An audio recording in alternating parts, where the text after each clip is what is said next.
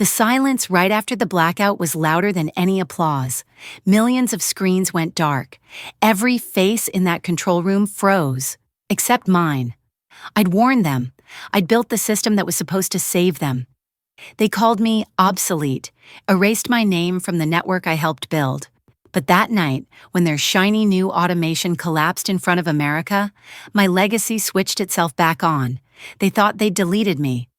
Turns out, they just rebooted the wrong person. The conference room was so quiet I could hear the hum of the monitors. Evan Price, our new technical director, stood at the front with his perfect posture and that smug smile that never reached his eyes.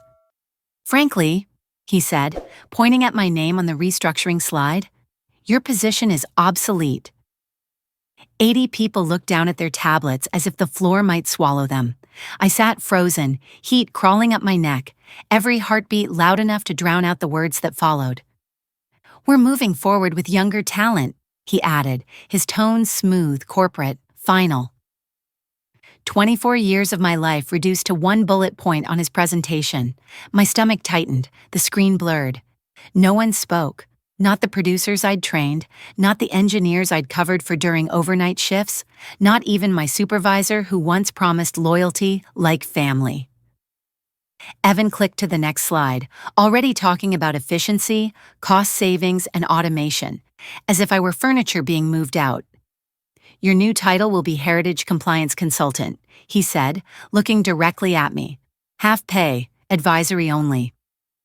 A few sympathetic eyes flickered, then vanished.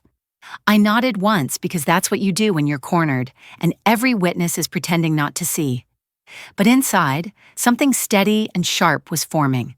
A single thought rising through the humiliation like steel through water. They can replace me with machines all they want. What they don't realize is that I built the system they're trusting with everything. The next morning, the studio felt colder than usual, as if the walls themselves knew what had happened. I walked through the control corridor, where I'd spent half my life, passing screens that once displayed every live feed in perfect sync. Now they glowed with unfamiliar dashboards, sleek, sterile, silent. My analog consoles were boxed up, stacked neatly along the hallway with orange stickers marked obsolete hardware. I ran my hand across one of the cases, feeling the faint scratches my crew had carved years ago when we pulled off a flawless live rescue broadcast during a hurricane. Those scratches meant something once. Now they were just evidence of a past no one wanted to remember. The younger techs avoided my eyes. A few mumbled sorry under their breath, but most pretended I wasn't there. I walked into my office to find the locks changed and a cardboard box waiting on my desk, filled with the remnants of my career. Headset, notebooks, access card, framed photo from my first year at the station. Someone had taped a printed memo on top.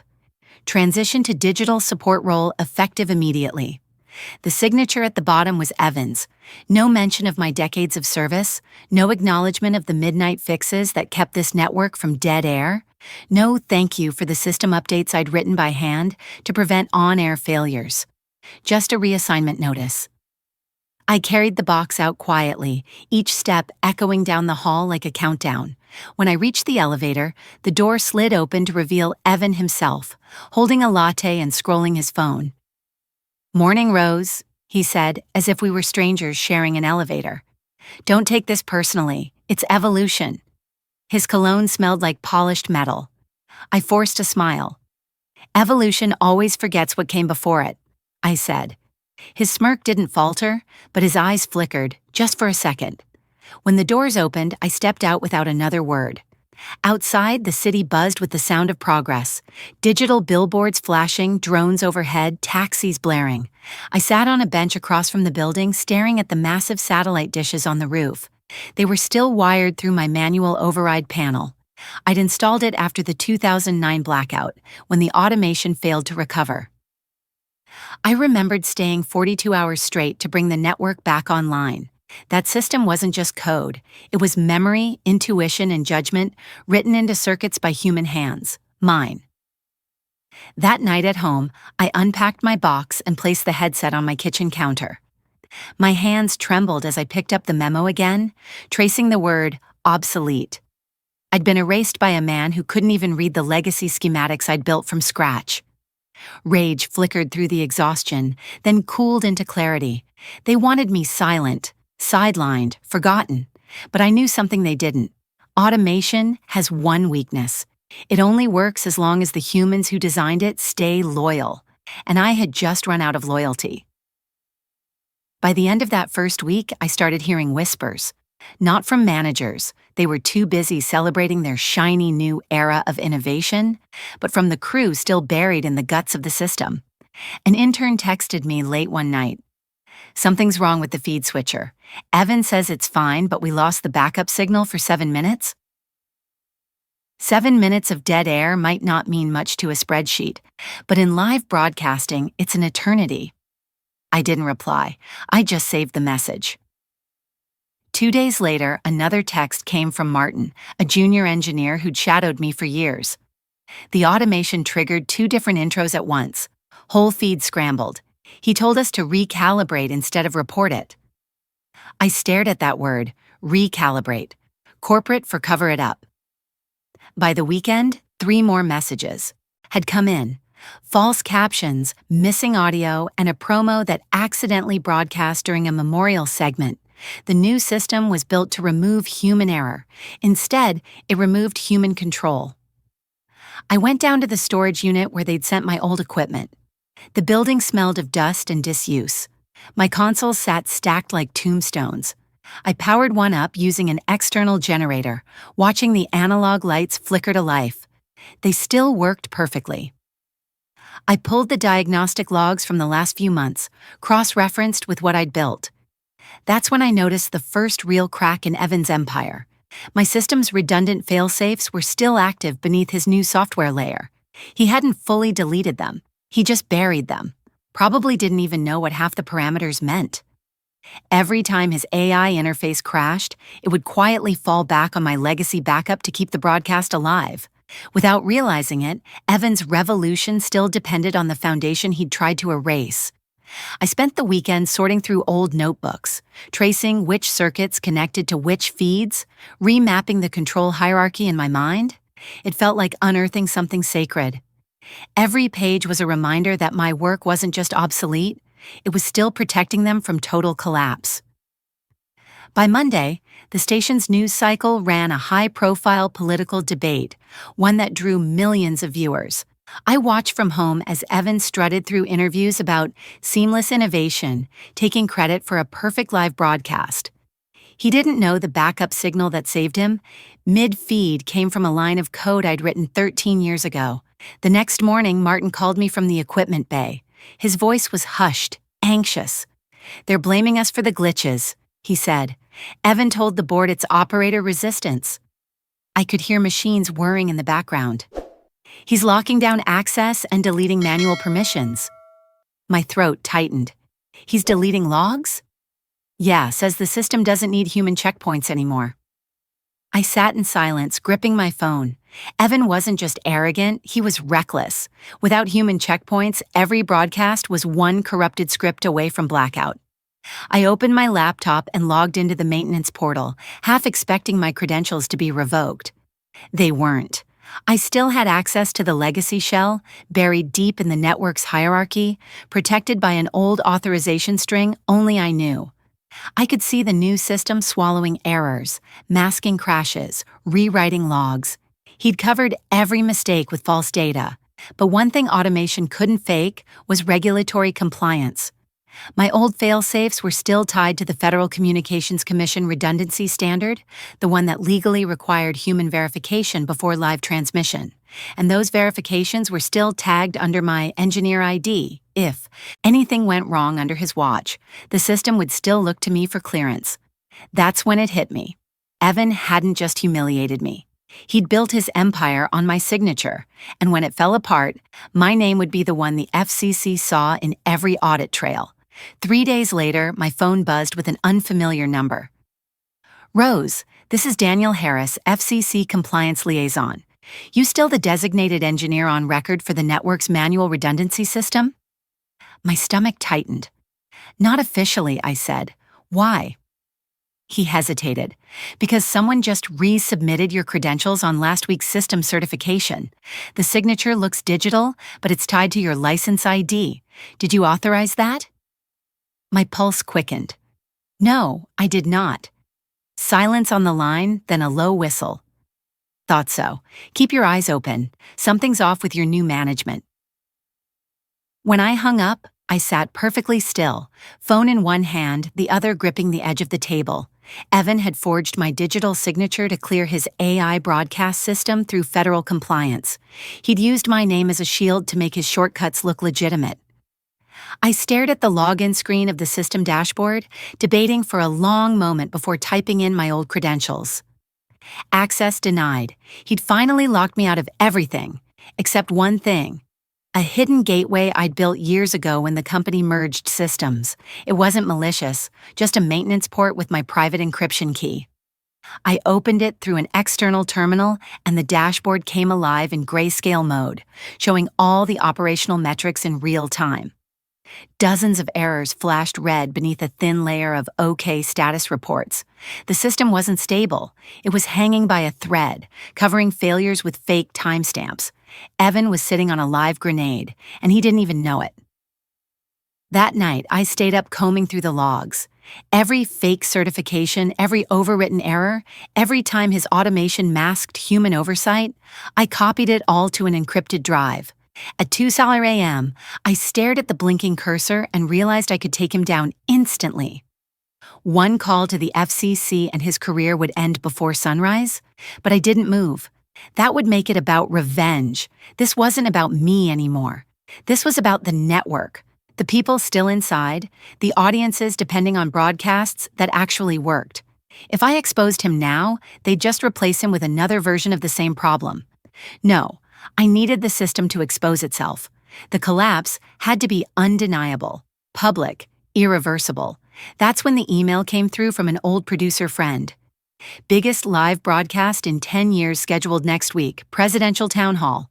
Evan leading it. They're skipping manual oversight to prove automation reliability. I read it twice, heart pounding. No manual oversight. That meant my legacy system wouldn't get its usual pre-event test, the one that confirmed fail-safe readiness. Without that check, the AI had no guaranteed fallback if the code broke. I closed my eyes, seeing it all unfold. The blackout, the panic, the silence on air. I opened my notebook, flipped to a page labeled Redline Protocol, and started writing. Over the next 3 days, I prepared quietly. I contacted Daniel from the FCC again. If a compliance failure happens during a live national broadcast, I asked, does the system automatically ping the engineer of record? Yes, he said. It's built into the old regulations. Manual override notice goes straight to the licensed engineer. Even if the engineer doesn't work there anymore? If your ID's still active, yes. When I hung up, I smiled for the first time in weeks. They wanted me erased, but they couldn't run the system without my name. And next week, when millions of people watched that broadcast, they were going to see exactly whose name was still holding the network together. The day of the town hall arrived wrapped in that eerie kind of calm that always comes before disaster. I woke before dawn, poured black coffee, and watched the skyline flicker to life.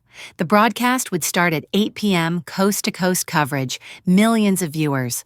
I wasn't invited, of course. I wasn't even supposed to exist anymore. But my credentials, buried deep within the network's infrastructure, said otherwise. I logged into the private console I'd built years earlier, the one Evan didn't know existed, and opened the diagnostics. The system was already under strain, running more background processes than it could handle. Warnings blinked across the interface like faint distress signals. He'd pushed every boundary, stripped every safety check, and forced the automation to carry more than it could bear. He'd built his house of glass. All I had to do was wait for the sun to hit it. Around 7:45, I opened a small monitoring window on my laptop. I could see the feed in real time, the debate hall buzzing with staff, candidates being mic'd up, the countdown clock ticking. Evan stood center stage in the control booth, headset gleaming, issuing orders like a general before battle. I could almost hear his voice, smug and rehearsed. No manual oversight tonight, team. Let's make history.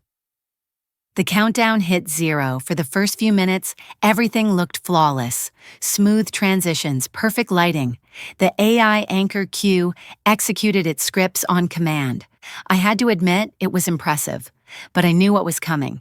The longer the system ran without clearing its buffer, the greater the chance of a cascade failure. It was only a matter of time. Then it happened. At 8:17 p.m., a flash on my console. Error code 12A, buffer overload. The screen on my end went red for a split second, then black. I glanced at the live feed on television and saw it freeze mid-sentence. The audience shifted awkwardly. Dead air. The cardinal sin of live broadcasting. For 12 full seconds, nothing but silence. Then the system tried to reboot itself, twice, and failed. Evan's AI had just crashed in front of the entire nation. Panic rippled through the control room. I could almost feel it through the screen. The shouting, the frantic typing, the desperate glances. He was probably blaming everyone but himself. Then the screen flickered again. The old analog tones kicked in. Those warm, steady frequencies I'd designed years ago to cut in when everything else failed. My manual override had activated automatically. The backup signal took over, restoring the feed under my engineer ID. The network went live again, not with the AI overlay, but with the raw, human-operated camera feed that my system had defaulted to. Across the country, millions saw the station's logo and a text crawl reading, "Temporary technical interruption, signal restored." At the bottom corner of the control screen, one line blinked in blue. Manual redundancy system active. Authorized by R. Carter. My name, my signature, the same signature Evan had forged to pass his compliance audit. Within seconds, Daniel from the FCC would be alerted that my system had saved the broadcast. I leaned back in my chair and exhaled. Let him explain that one. The camera switched back to the debate. The candidates, unaware of the chaos behind the scenes, continued speaking as if nothing had happened. But behind the glass, I knew the walls were shaking. Evan was pacing, shouting into his headset, demanding to know how my name had appeared. He'd think it was sabotage, but it wasn't sabotage. It was design, my design, the one he didn't bother to understand before tearing it apart. 10 minutes later, my phone lit up with a dozen messages. Former colleagues, old friends, even a few reporters.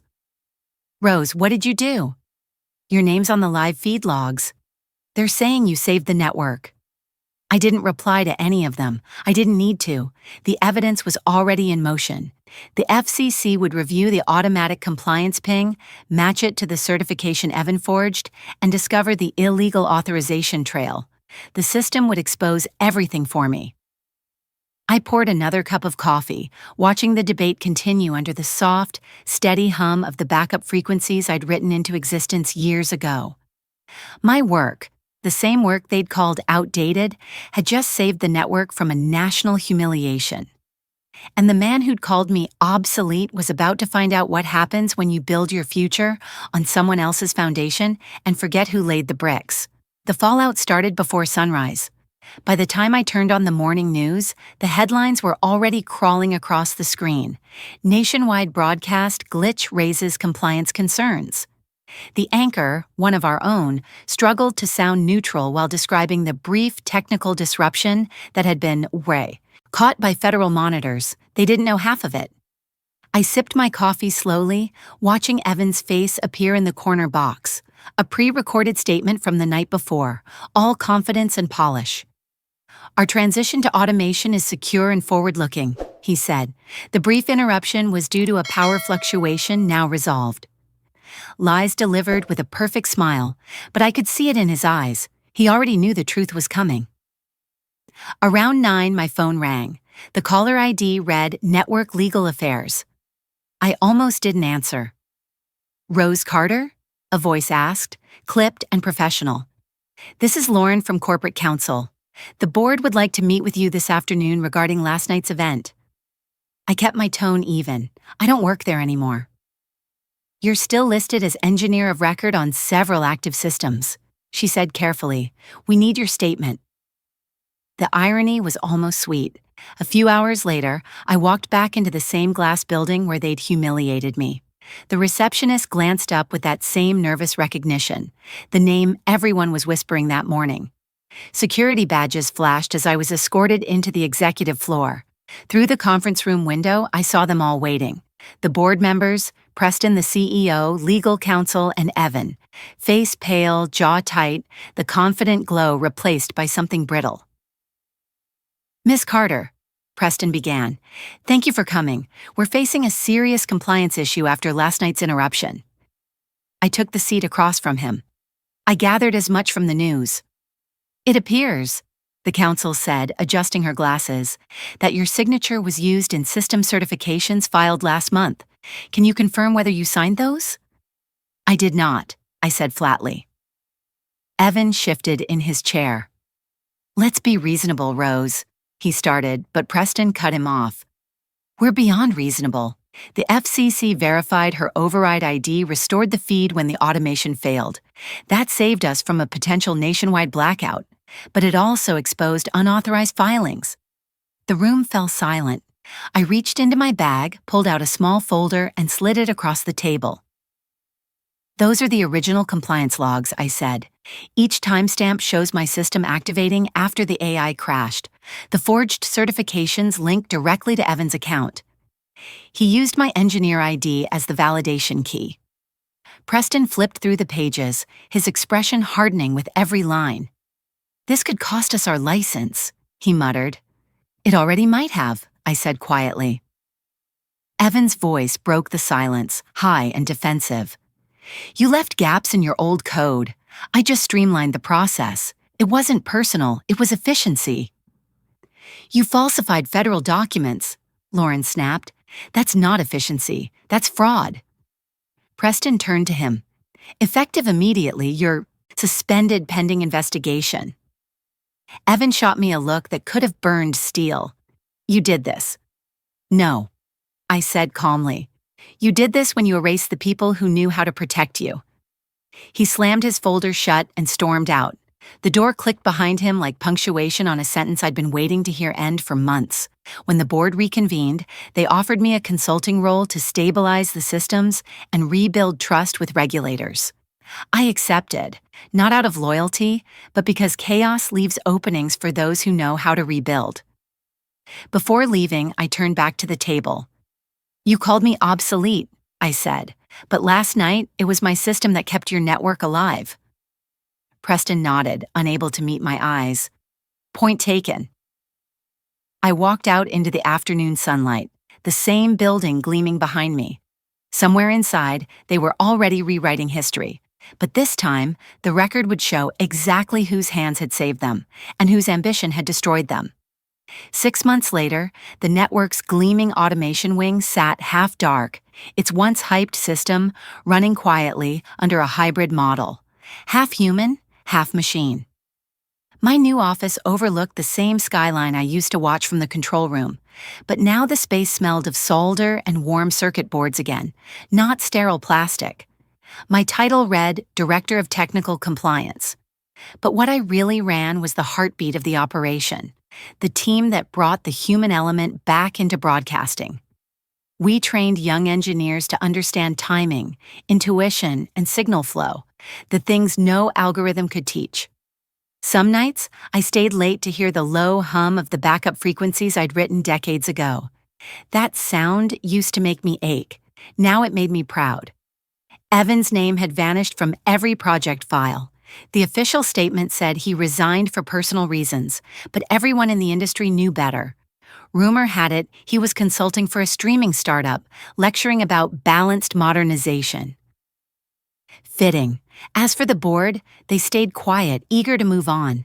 They sent me a plaque for exemplary service during system crisis, as if I'd been some lucky bystander. I kept it in a drawer behind the old headset from my first year.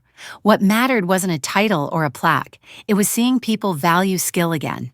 When I walked the halls, younger staff asked about my old systems, how I'd built redundancy from scratch. I told them the truth. You don't build a system to impress investors. You build it to survive. That lesson hit harder after the blackout. Ratings had dipped for weeks, then climbed again. Viewers wrote letters thanking the network for keeping the truth on air. They didn't know it, but that small phrase meant everything to me, because that's what this was always about. Not revenge, not proving them wrong. It was about protecting something worth protecting. Trust, accuracy, and the people who kept it alive when everyone else outsourced responsibility to machines. On my last night before the holiday break, I stood in the control room watching a live segment run seamlessly. The same analog console I'd once rescued from the storage bay glowed softly beside the digital displays. My apprentice, a kid barely 30, smiled. "The old system still running, huh?" "Always will," I said. The countdown clock hit 0. Perfect transition. No glitch, no lag, just precision. Human and machine in balance. I gathered my things and headed out, the city lights reflecting off the glass walls. For the first time in a long time, I didn't feel erased. I felt necessary. They had called me obsolete, but my work had outlasted their arrogance. Machines might power the broadcast, but people keep the truth alive. And I intended to make sure it stayed that way for as long as I breathed. When they called me obsolete, I thought my worth had an expiration date. It took losing everything I'd built to realize how much quiet strength I'd carried all along. People assume power lives in loud voices or shiny titles, but real power often hides in preparation, the kind done when no one's watching. My revenge wasn't fury or chaos, it was patience, record-keeping, and knowing the systems better than anyone who tried to erase me. Those small acts, saving old logs, double-checking codes, keeping proof, became the difference between being forgotten and being the one who saved the network. I learned that documentation isn't paranoia, it's protection. Silence isn't weakness, it's strategy. And sometimes the best way to fight back is to let arrogance walk right into its own trap while you stand steady, waiting for truth to surface. I used to think justice meant being loud. Now I know it means being prepared. When people underestimate you, they're giving you something valuable. Time to build your evidence, sharpen your skills, and wait for the right moment to act. How to get started today. Keep a written record of your work. Emails, drafts, notes, timelines. Quiet proof protects louder truths later. When someone dismisses you, pause before reacting. Use that anger as focus, not fuel for destruction. Learn your systems inside out. The more you understand, the harder you are to erase. Don't confuse silence with surrender. Patience is leverage in disguise. Protect your integrity. It's the one credential no one can forge. What about you? Have you ever turned quiet preparation into your greatest advantage? Share your story. I'd love to know how you used patience to win back power.